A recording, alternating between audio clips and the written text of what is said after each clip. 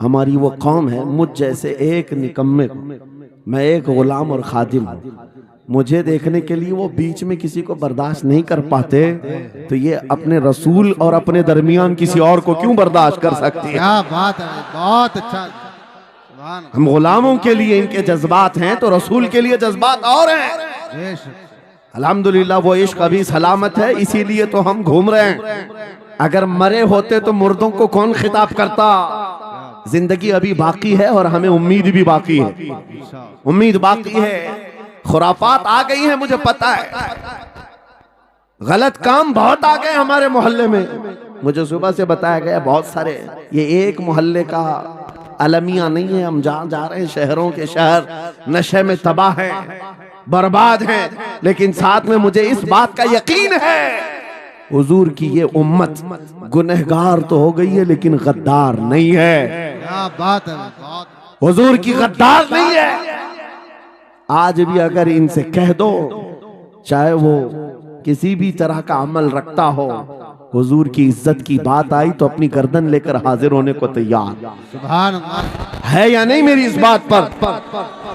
सुनो, खालिद बिन वलीद जब किले का मुहासरा कर चुके हैं, ईसाई पादरी ने अपने सारे साथियों से कहा, हम इनको 3 दिन का टाइम देते हैं कि हम इनको सुलह करने की बात करेंगे, लेकिन मेरी एक शर्त होगी, या अपने नौजवान साथियों को लेकर बाजार से गुजरते हुए आ जाए, अगर सही सलामत इनके सारे फौजी आ गए हम किले की चाबियां दे देंगे। सारे ईसाइयों ने पूछा, क्या करना क्या चाहते हो? उस पादरी ने कहा, मुल्क की मशहूर खूबसूरत लड़कियों को और ज़रो जवाहरात को मैं रास्ते पर बिछा दूंगा, नंगी लड़कियों को खड़ा कर रखूंगा, जब खालिद बिन वलीद की फौज यहाँ से गुजरेगी, नौजवान है, नफ्स भड़कता है, और इस तरह से एक नौजवान को खरीदने के लिए 2 ही चीजें होती हैं, एक औरत है, दूसरी दौलत है, और नौजवान इसमें फिसल जाता है। मैं जानता हूं कि जब ये दोनों चीजें सजा कर रख दी जाएं, खालिद बिन वलीद के ये लश्करी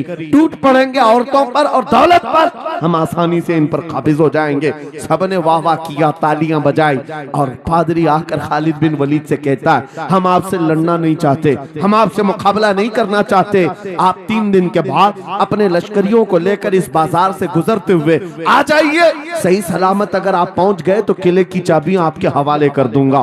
तवज्जो, खालिद बिन वलीद ने कहा, मंजूर है, ये शर्त मैं इत्तेफाक करता हूं। वापस आए, अपने साथियों से कहा, जंग नहीं करनी है, लेकिन एक ही शर्त उन्होंने रखा है, 3 दिन के बाद इस बाजार से गुजर कर हमें जाना है, लेकिन कोई ना कोई हरबा तो होगा, कोई ना कोई साजिश तो होगी, हर चीज के लिए तैयार रहना। खालिद बिन वलीद अपने उन नौजवान लश्करियों से कह रहे थे, ऐ नौजवानों, तवज्जो से सुनना इस बात को, आज भी दुनिया ये सारे हरबों पर अमल कर रही है हमारे साथ, हमारे नौजवानों के साथ। खालिद बिन वलीद के 3 दिन गुजर गए, ईसाइयों ने अपनी तैयारियां खूब कर ली, बाजार में ओरियां लिबास में, आधे लिबास में नंगी लड़कियों को खड़ा किया, सरो जवाहरात दौलत के अंबार बिछा दिए। जब खालिद बिन वलीद के सिपाही मैदान में गुजरते हुए उस बाजार में आते हैं, पहला कदम रखा था, नजरें पड़ गई, खालिद बिन वलीद रुक गए, पलट गए, अपने लश्करियों से कहा, वही आज मैं तुमसे कह रहा हूं। उन्होंने कहा था, ऐ नौजवानों, ऐ रसूलुल्लाह के शहदाइयों, तुम्हारी इम्तिहान का दिन है, आज तुम्हारे इम्तिहान का दिन है, अगर तुम्हारा कदम फिसल गया, सुबह क़यामत तक तुम पर लानतों की फटकार होगी, और अगर जमा रहा, सुबह क़यामत तक अल्लाह की रहमत के फूल बरसाए जाएंगे। नौजवानों ने पूछा, करना क्या है हमें, आज कौन से इम्तिहान में कामयाब होने का तरीका क्या है इस इम्तिहान में? खालिद बिन वलीद ने कहा, कुछ ना करना, बस अपने रसूल की सुन्नत पर अमल करना। कहा, हम तो करते हैं, यहाँ क्या करना है? खालिद बिन वलीद कहते हैं, मैंने मेरे मुस्तफा करीम को देखा है, जब रसूलुल्लाह मदीने के बाजार से गुजरते थे, अपनी नजरें नीची करके जाते थे।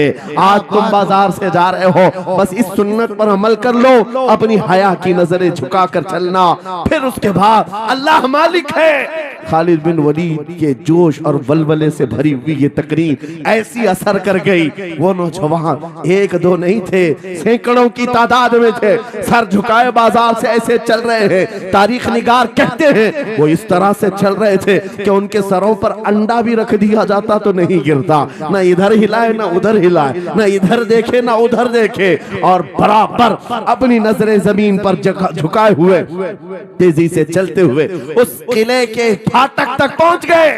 वहां वो पादरी साहब इंतजार में थे, भटक गए होंगे, औरतों से भिड़ गए होंगे, दौलत जमा कर रहे होंगे, मगर ये दीवाने ठुकराते हुए हर दौलत और उरियानियत को उस किले के फाटक तक पहुंच गए।